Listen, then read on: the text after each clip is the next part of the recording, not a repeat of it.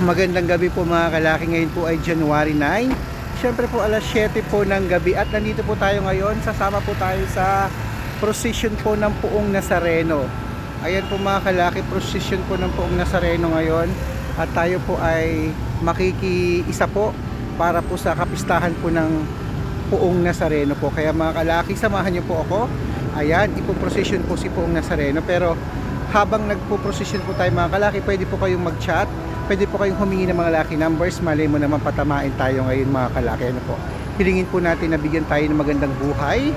At syempre po mga kalaki, sa mag-share nito sa mga madadaanan nito, mag-amen lang mga kalaki. Papadala ko po kayo ng mga lucky numbers agad-agad. Okay? Samahan niyo po ako at magpo-procession lang po kami.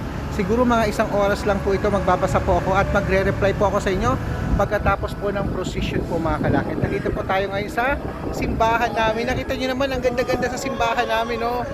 Ayan, no? Papalabas na po yung magpo-procession. At syempre po mga kalaki, yan, no? Diyan po sasakay. Ito po isa pang Poong Nazareno.